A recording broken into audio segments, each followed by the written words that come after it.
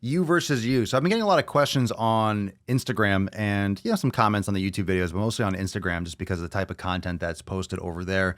Really in your face, shut the fuck up, stop being a pussy, go to the gym, stop being a little beesh, blah, blah, blah. Important stuff. Important stuff that we have to remind ourselves on a constant basis because we forget. We forget that we're being a little beesh. We forget that when we decide not to go to the gym, when we decide to put things off, we forget that we're making a choice. And whether or not we like to think of it as an excuse, what is an excuse but just a reason not to do something or a reason why we couldn't do something? Now, whether or not that excuse is good or valid, that's not really the point. So if I'm telling you go to the fucking gym, but you have a flat tire and your daughter is sick, it's like you're not going to be able to go to the gym every day. I'm not like, you're a fucking pussy, you're a bitch, you didn't work out today. Things are going to happen. Things are going to happen when you're not going to be able to go to the gym. You can still do meditation, foam rolling, do some stretching, eat healthy. You can still do the other things. The most important thing to understand is that you are crossing off and checking off as many boxes every day as you can. And it's undeniable that the more consistent you are, the more results that you'll get. And if you want me to sit here and be like, well, you can have cheat meals or you don't have to work out all the time, you don't have to do this, I'm not going to tell you lies in order for you to be average. You could be average just fine on your own. You could be average just fine on your own. You don't need my fucking help. You don't need my help to be average. You're doing that just fine on your own. I'm here to push you to get more.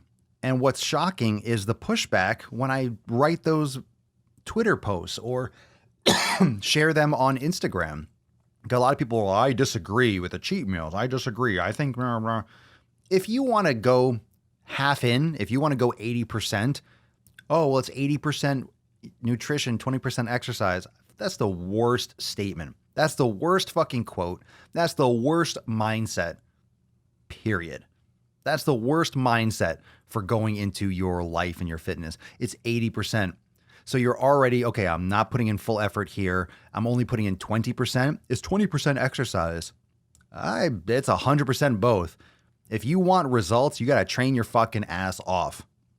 You need to give 100% of the time, 100% of your effort in the time that you're allotting for exercise. Maybe overall the course of your week, maybe it's a few percent of your week, but it makes a huge difference. So to compartmentalize and to psychologically tell yourself that it's not fully important or it's only worth 20% of your effort or your mind space or your results, it's silly. It's nonsense. It's bullshit.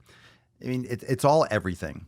And we go into these extremes where we act like, okay, meat's bad. Don't eat any meat. Plant-based. That's the answer.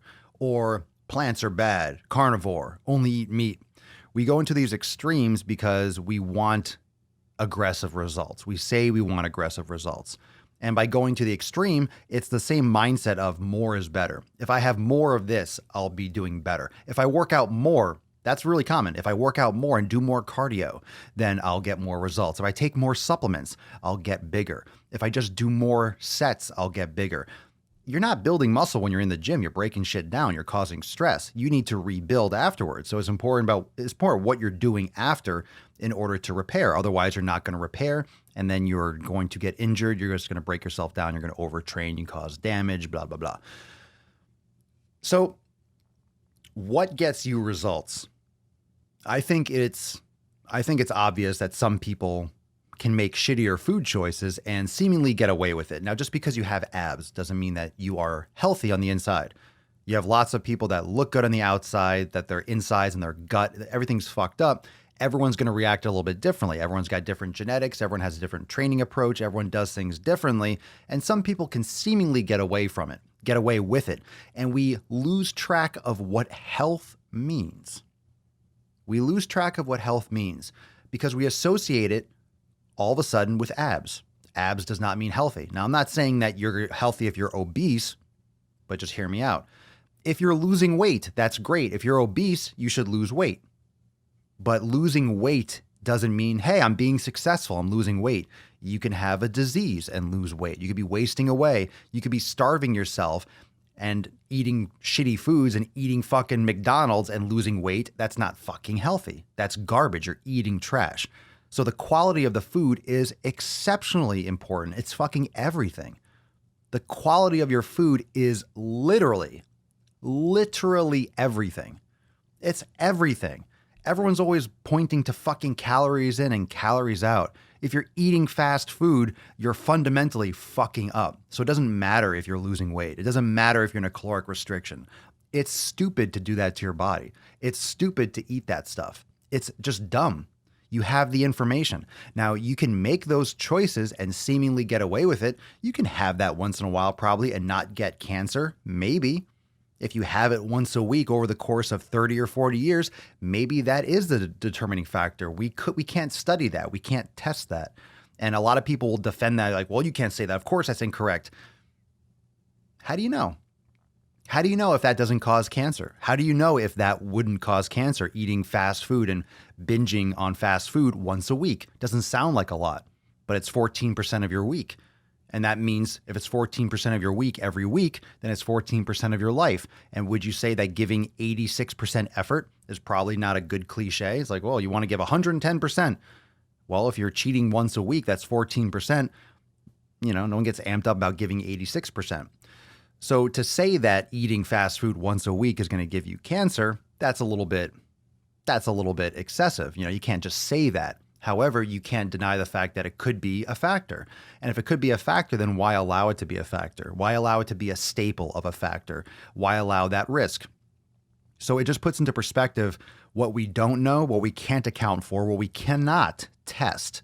At least at this point, we cannot point to one single thing like, oh, that spurred the cancer. You can't say that. So I'm not saying that fast food causes cancer. I mean, it absolutely can. A lot of things can cause different types of cancers. There's genetics too, and other choices, which is where I'm going next in this next part of the conversation. It also leads and exposes other choices. If you're eating and you're binging on fast food, let's just say once a week, even if it's one meal a week, it's still once a week, 14%. You're eating fast food once a week. How are the other choices that you're making in your life? How are those other choices treating you? In my opinion, if you're going and eating fast food, you're an adult child. You don't need fast food. Go make your own fucking food. Why are you going through a fast food window? You fat ass. It's disgusting. Eat some real fucking food. Eat some real fucking food. It's not real shit. I'm sorry. Just because you can chew it and swallow it, it's not real. Thanks for watching, fam. Make sure to subscribe to the Daily Swole podcast on YouTube so you can catch the live streams every single day.